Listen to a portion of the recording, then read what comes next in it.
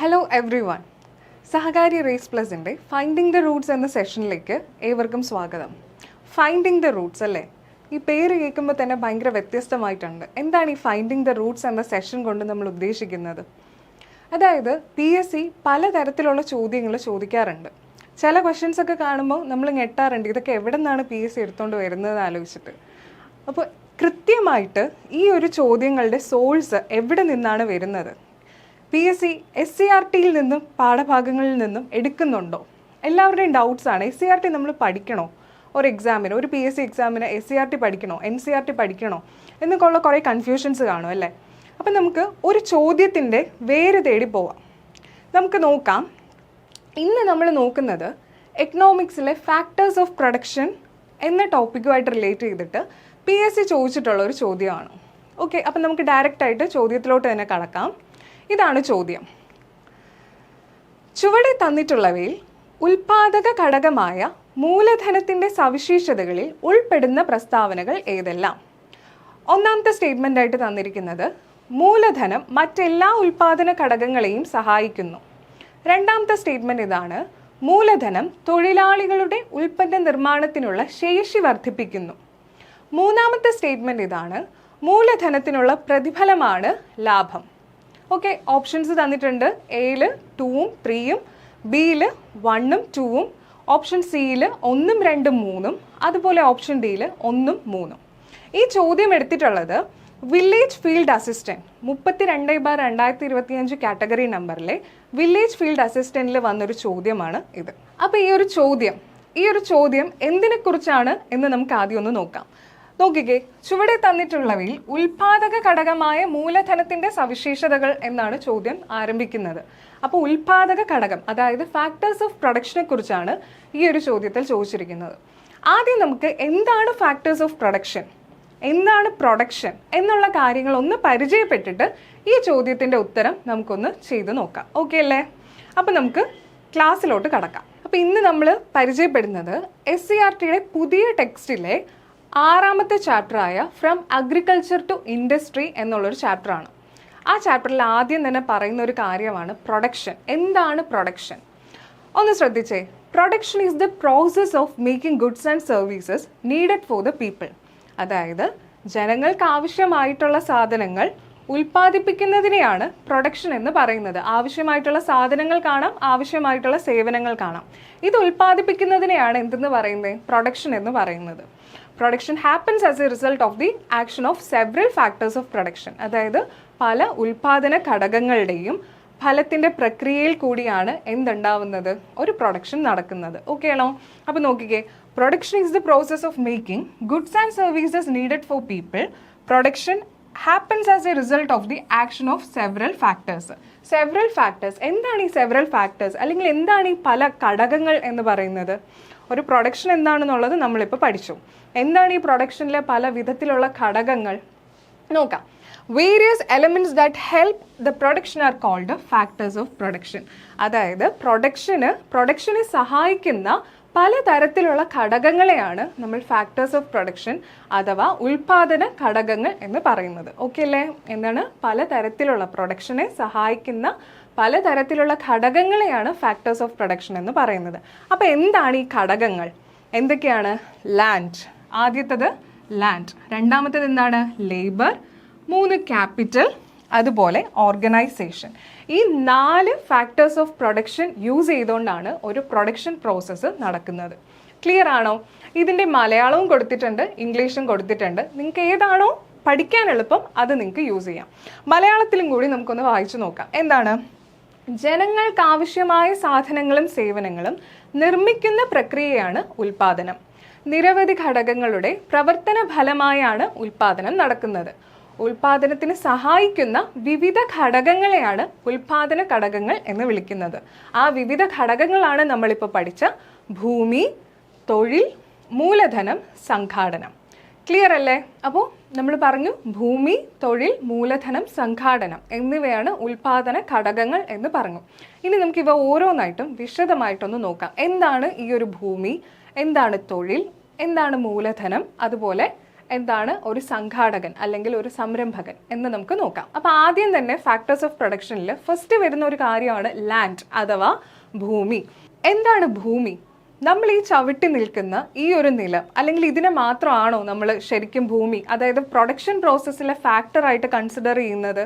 അല്ല. അതിന് വ്യക്തമായ ഉത്തരം നമ്മുടെ ഈ ഒരു SCERT പാഠഭാഗത്തിലുണ്ട്. ഇത് 6ാം ക്ലാസ്സിലെ പഴയ ടെക്സ്റ്റാണ്. ഇപ്പോൾ കഴിഞ്ഞ വർഷം ഈ ഒരു ടെക്സ്റ്റ് അപ്ഡേറ്റ് ആയിട്ടുണ്ട്. അപ്പോൾ പുതിയ ടെക്സ്റ്റാണ്, പക്ഷെ വലിയ മാറ്റങ്ങളൊന്നുമില്ല. അതേ കാര്യങ്ങൾ തന്നെയാണ് പുതിയ ടെക്സ്റ്റിലും പറയുന്നത്. ചില പിക്ചേഴ്സൊക്കെ മാത്രം അവിടെ ഇവിടെ മാറിയിട്ടുണ്ടെന്നേ ഉള്ളൂ.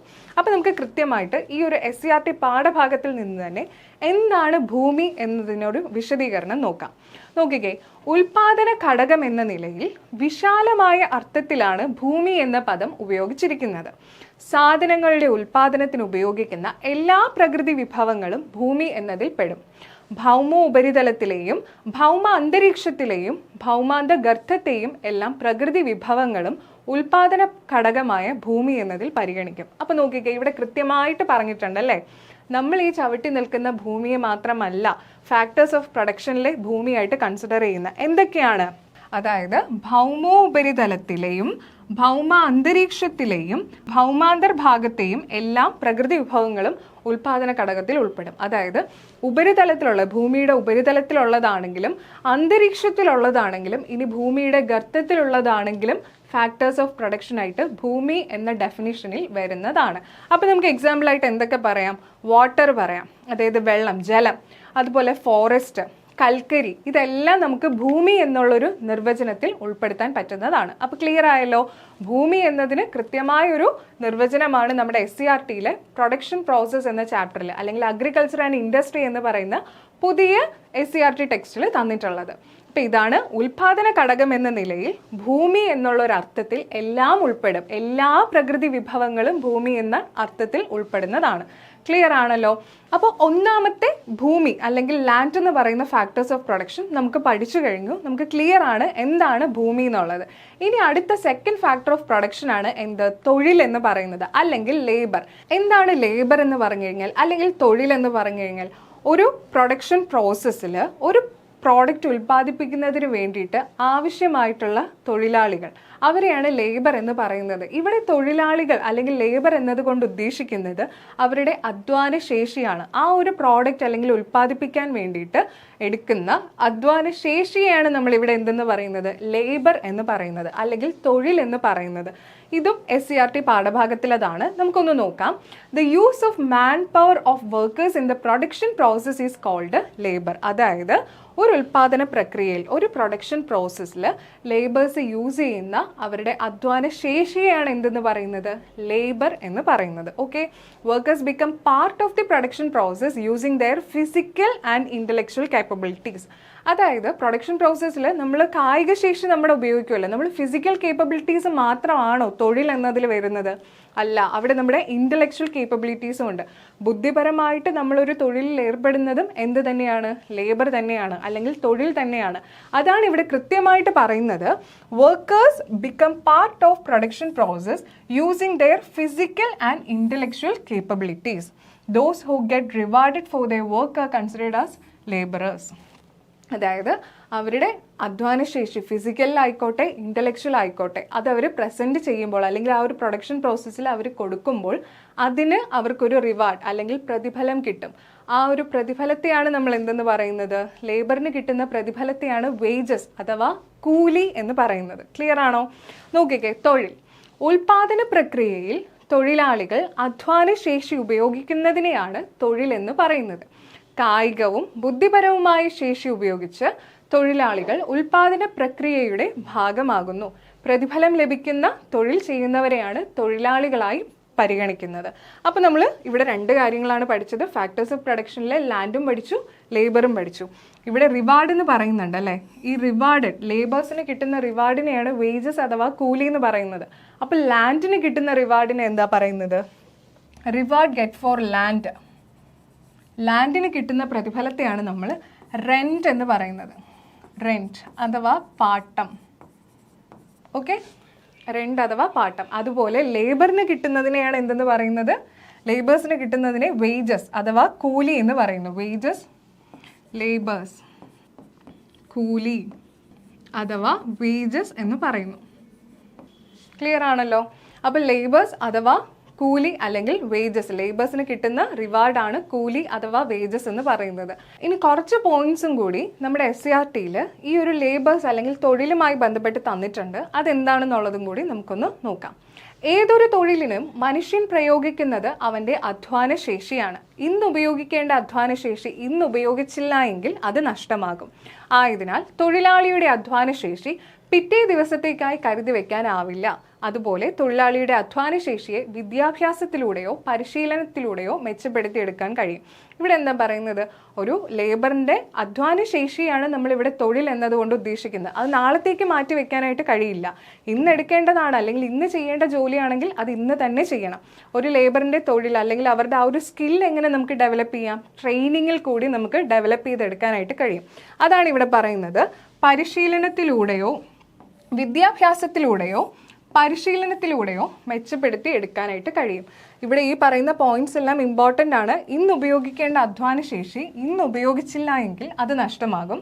ആയതിനാൽ തൊഴിലാളിയുടെ ഈ ഒരു പോയിന്റ് നോക്കിയോ, തൊഴിലാളിയുടെ അധ്വാന ശേഷി പിറ്റേ ദിവസത്തേക്കായി കരുതി വെക്കാൻ ആകില്ല. ഇന്ന് ഉപയോഗിക്കേണ്ടത് ഇന്ന് തന്നെ ഉപയോഗിക്കുക. നാളത്തേക്ക് വേണ്ടിയിട്ട് അത് കരുതി വെക്കാനായിട്ട് അധ്വാന ശേഷി കഴിയില്ല എന്നാണ് SCRT ടെക്സ്റ്റിൽ പറയുന്നത്. ഓക്കെ, അപ്പോൾ ഇത്രയും കാര്യങ്ങളാണ് തൊഴിലുമായി ബന്ധപ്പെട്ട് SCRT ബുക്കിൽ ചാപ്റ്റർ 6-ൽ പറയുന്നത്. ഓക്കെ, ഇനി അടുത്ത വരുന്ന ഒരു ഫാക്ടേഴ്സ് ഓഫ് പ്രൊഡക്ഷൻ ആണ് ക്യാപിറ്റൽ അഥവാ മൂലധനം എന്ന് പറയുന്നത്. അതിനെക്കുറിച്ച് നോക്കാം. ഒരു ഉൽപ്പന്നം ഉൽപ്പാദിപ്പിക്കുന്നതിനും ഉൽപ്പാദനത്തിന് ആവശ്യമായ അടിസ്ഥാന സൗകര്യങ്ങൾ ഒരുക്കുന്നതിനും ആവശ്യമായ ഒന്നാണ് മൂലധനം അഥവാ ക്യാപിറ്റൽ. ഇപ്പം ഈ പറയുന്ന ലാൻഡ് ഉണ്ട്, ലേബർ ഉണ്ട്, പക്ഷെ നമുക്ക് ക്യാപിറ്റൽ ഇല്ല, അതിനാവശ്യമായിട്ടുള്ള മൂലധനമില്ല. ഒരു പ്രൊഡക്ഷൻ നടത്താൻ വേണ്ടിയിട്ട് ആവശ്യമായിട്ടുള്ള ഒരു ഫണ്ടോ റിസോഴ്സസോ ഒന്നുമില്ല. അങ്ങനെയാണെങ്കിൽ ആ ഒരു പ്രൊഡക്ഷൻ പ്രോസസ്സ് നടക്കുമോ? ഇല്ല. ഈ ഒരു കാര്യം ഏറ്റവും പ്രധാനപ്പെട്ടതാണ് മൂലധനം. ഒരു ഉൽപ്പന്നം ഉൽപ്പാദിപ്പിക്കുന്നതിന് വേണ്ടിയിട്ടോ ഉൽപ്പാദനത്തിന് ആവശ്യമായിട്ടുള്ള അടിസ്ഥാന സൗകര്യങ്ങൾ ബേസിക് ആയിട്ടുള്ള റിക്വയർമെൻറ്റ്സ് പ്രൊവൈഡ് ചെയ്യുന്നതിനോ എന്താവശ്യമാണ്? ക്യാപിറ്റൽ ആവശ്യമാണ്. ഒരു ഉൽപ്പന്നം ഉൽപ്പാദിപ്പിക്കുന്നതിന് ഫാക്ടറി സ്ഥാപിക്കുക, അല്ലേ? ഒരു പ്രോഡക്റ്റ് പ്രൊഡ്യൂസ് ചെയ്യണമെങ്കിൽ ഫാക്ടറി വേണം. ആ ഫാക്ടറിയിൽ മെഷീൻസ് വേണം. അതുപോലെ തൊഴിലാളികൾക്ക് വേതനം നൽകണം. വെറുതെ വന്ന് ലേബേഴ്സ് വർക്ക് ചെയ്യോ? അവർക്ക് വേണ്ട വേജസ് കൊടുക്കണം. ഇതിനെല്ലാത്തിനും ആവശ്യമായിട്ടുള്ള ഒരു കാര്യമാണ് എന്തെന്ന് പറയുന്നത്? ക്യാപിറ്റൽ അഥവാ മൂലധനം എന്ന് പറയുന്നത്. സോ തേർഡ് ഫാക്ടേഴ്സ് ഓഫ് പ്രൊഡക്ഷനിൽ വരുന്നതാണ് മൂലധനം അഥവാ ക്യാപിറ്റൽ എന്ന് പറയുന്നത്. ഇവിടെ ക്ലിയർ ആയിട്ട് SCRT ടെക്സ്റ്റിൽ പറയുന്നുണ്ട്, ഒരു ഉൽപ്പന്നം ഉൽപ്പാദിപ്പിക്കുന്നതിന് ഉൽപ്പാദനത്തിന് ആവശ്യമായ അടിസ്ഥാന സൗകര്യങ്ങൾ ഒരുക്കുന്നതിനും ആവശ്യമായിട്ടുള്ള ഒന്നാണ് മൂലധനം. അതായത് ഫാക്ടറി സ്ഥാപിക്കുക, പിന്നെന്താ പറയുന്നത്? യന്ത്രങ്ങൾ വാങ്ങുക, തൊഴിലാളികൾക്ക് വേതനം നൽകുക, ഉൽപ്പന്ന നിർമ്മാണത്തിന് ആവശ്യമായ അസംസ്കൃത വസ്തുക്കൾ അതായത് റോ മെറ്റീരിയൽസ് പർച്ചേസ് ചെയ്യുക. ഇതിനെല്ലാത്തിനും എന്ത് വേണം? ക്യാപിറ്റൽ വേണം. ക്ലിയർ ആണല്ലോ? ഇനി അടുത്തത് മൂലധനത്തിൻ്റെ സവിശേഷതകൾ നോക്കാം. അതായത് ക്യാപിറ്റലിൻ്റെ ഫീച്ചേഴ്സ് എന്തൊക്കെയാണെന്നുള്ളത് നോക്കാം. അത് നമ്മുടെ SCRT പാഠഭാഗത്തിൽ ക്ലിയർ ആയിട്ട് തന്നിട്ടുണ്ട്. നോക്കിക്കേ, മൂലധനം മറ്റെല്ലാ ഉൽപ്പാദന ഘടകങ്ങളെയും സഹായിക്കുന്നു. എന്ന് വെച്ചാൽ എന്താ?